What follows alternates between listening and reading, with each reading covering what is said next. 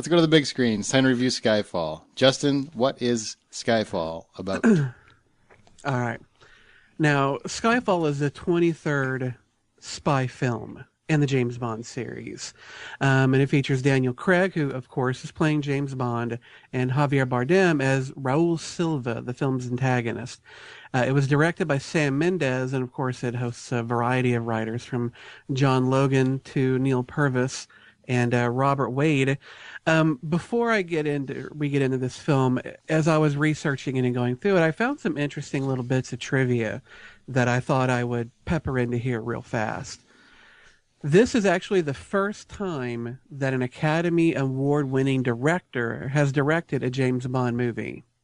Never before have any of the directors had an Academy Award.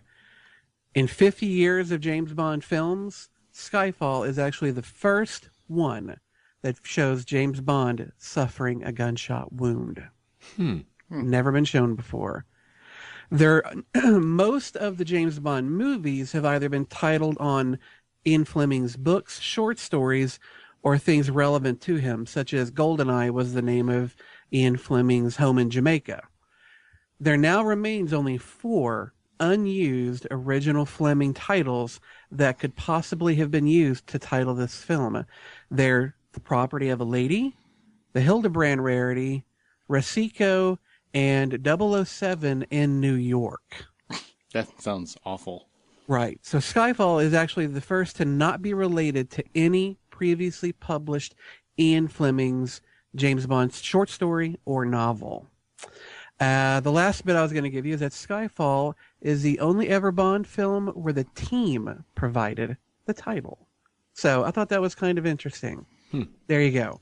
But the Skyfall itself starts off with MI6 agents James Bond and his assistant, associate, whatever you'd call her, Eve, fellow agent, assisting on a mission in Turkey to recover a computer hard drive stolen from a murdered MI6 agent that contains details of almost all undercover NATO agents in terrorist organizations. Bond and Eve have to chase this killer down to regain it. During this, Bond gets wounded, presumed dead.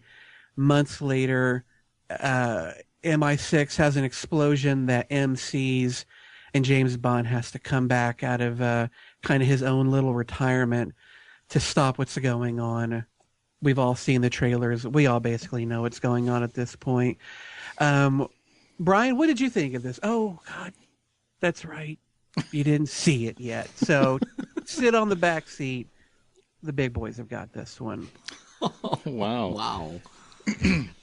Try not to get any schmegma on you while you're back there.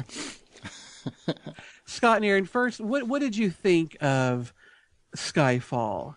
Overall, was it as good as the previous two? In the middle of those, how did you feel about it? What did you leave? What was your thoughts? I did Aaron, enjoy you go it first, because Scott just fucking started talking. I gotta defy him. Okay, fair enough. I don't know why. Honestly, it's the closest to the old Connery Bond films I've seen, and especially to the novel. So I really like the direction they took. The film ditches a lot of the Bond tropes of the last couple decades. So it's not another mindless explosion fest like the Pierce Brosnan era and most of the Roger Moore era. Bond is back to being like a sleek killer with, a mind for king and country. And I love that they went back to that because those are the kind of movies that I wanted to see again. They don't really make them anymore. They just stop because, today's audiences are too ADD. So I truly love that the movie went back to its roots, even though it meant a little bit less action. The movie had a lot more story. We got the closest we're ever going to get, I think, to a Bond origin story. They do come somewhat. There's some little details in there if you pay attention that'll kind of give you some more insight into who Bond is as a character. As well as I think the film does a really good job for setting the tone for future movies and relating it back to the characters from the books. So I really love the direction they took in the story. Scott, what were you going to say before Justin said you couldn't talk? I did enjoy the direction they went with it as well, like you said, but I'm not sure why I didn't enjoy the story quite as much as Casino Royale. Probably I can't tell you why. That's a movie that I've seen several times, and I enjoy so much of the twists and turns in that. I really like what they did with the twist on the relationship between Bond and M in this one. That was like fleshed out in a really interesting way that I haven't seen in any of the other ones. There were some slight slow parts, but not anywhere near enough to bore me whatsoever. Just doing some development and that kind of thing, but it wasn't really a bad thing. It's just a little tedious in spots, but overall, I love the direction that it went, like you mentioned. I liked it a lot. My wife unfortunately left the theater not really caring for it as much. This film is probably, like Aaron was saying earlier, the least action-packed of all the Bond movie, of at least the 3 Bond movies that Daniel Craig has done. There was a lot more focus on story and acting, and so because of that, there was a distinct lack of, car chase after car chase, shootout after shootout. And, my wife is a huge fan of just bullets flying and shit blowing up. She said too much talky, not enough shooty. That's her. I liked it quite a bit. I love the interaction between Daniel Craig's Bond and Dame Judi Dench. I cannot believe I forgot her name. Yes, Judi Dench is M. They're the first time really that I've ever felt any kind of a connection between M and Bond.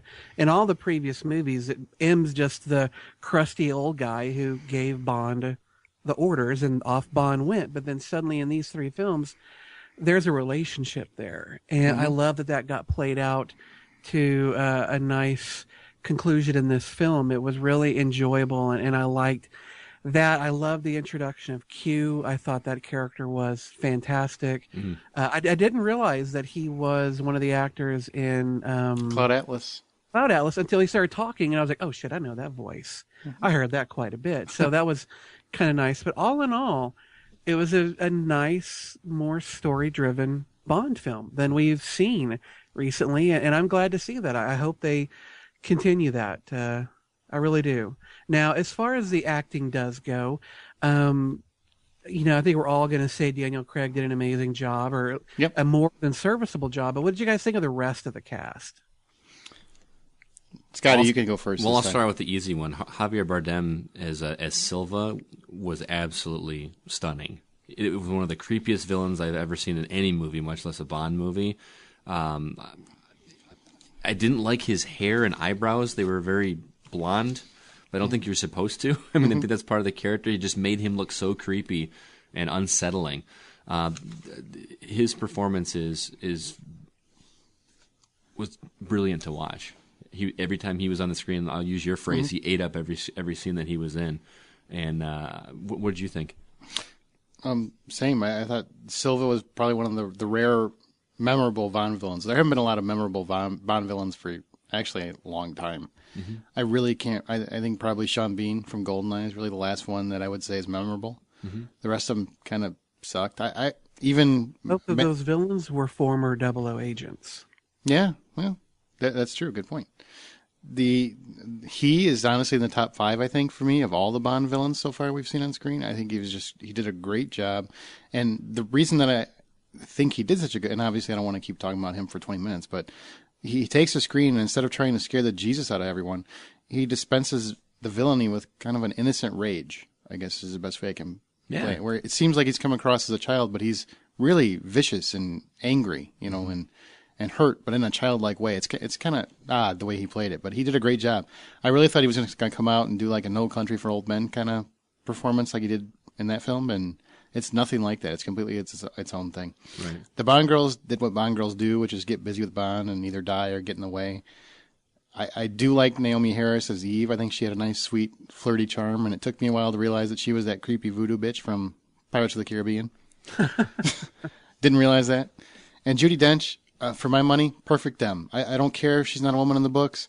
I really don't care what that character was. She's more man than any of these fuckers on screen. She has got balls. She's got more balls than even Bond does. And Ralph Fiennes, I thought was nice to have him pop up. Or just, Rafe. Rafe, whatever. You know what? It's spelled Ralph, so we're going to call him Ralph.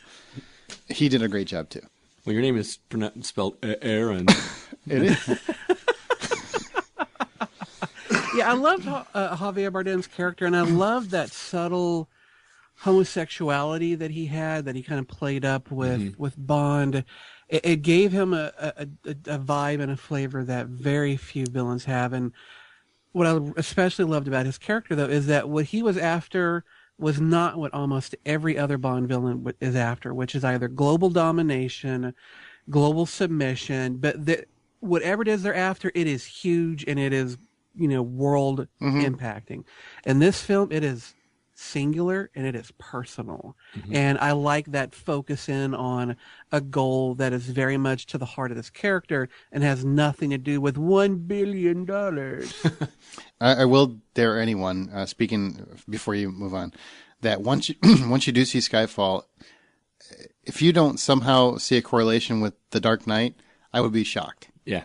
I would be shocked. I honestly. Well, Sam Mendes did say that the Dark Knight films were a definite motivation for these films, and where he drew a lot of flavor from. The last thing I'll bring up about the acting, though, you mentioned Bond girls. You did not mention, though, Berenice Marlowe, who plays Severin in this film. I thought she, not only is she an incredibly beautiful woman, but the performance she brought, that just subtle quivers to her lip of fear about who she worked for and what she had to do, and just those little glimpses of hope in her eyes when she thought Bond might be able to do something to stop this guy. It was just a really magnificent small performance, because she didn't get unfortunately a lot of time in the movie. I wish she would have been in it from beginning to end, but she was, I thought, fantastic. She's very charismatic. I'll give her that. Yeah, I liked her quite a bit. Now, as far as the production quality goes, you already mentioned that the film does have a distinct kind of feel of The Dark Knight, and Sam Mendes has said as much. But all in all, what did you think? Stunts, special effects, direction, the whole thing. Overall, I mean, that's where it's a Bond movie. I think Sam Mendes is a great choice. He elevated the film into almost Oscar caliber. It doesn't seem like a Bond movie, so if you're a big Bond fan, it doesn't seem like it. It seems like this movie could be its own film and not even part of the Bond franchise.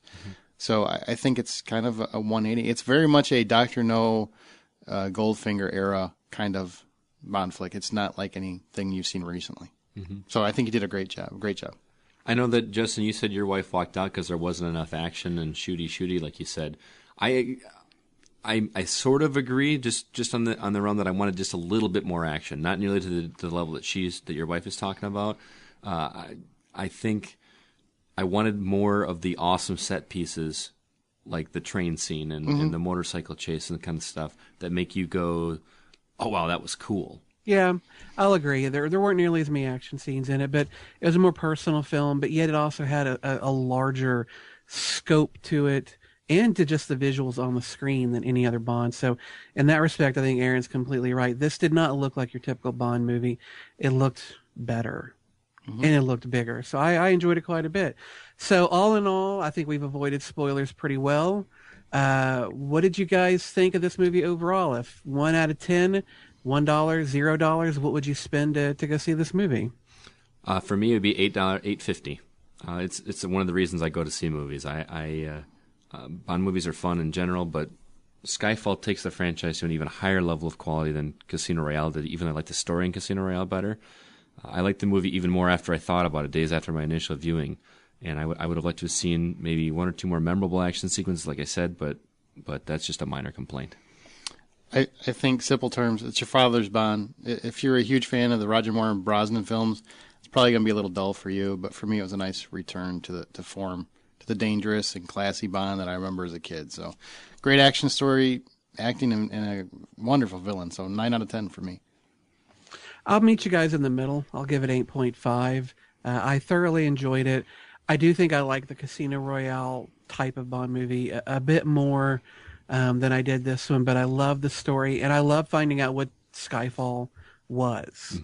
It was an interesting thing, and if they keep going in this direction, I'm not going to be upset about it. It was fun, and all in all, I really liked it.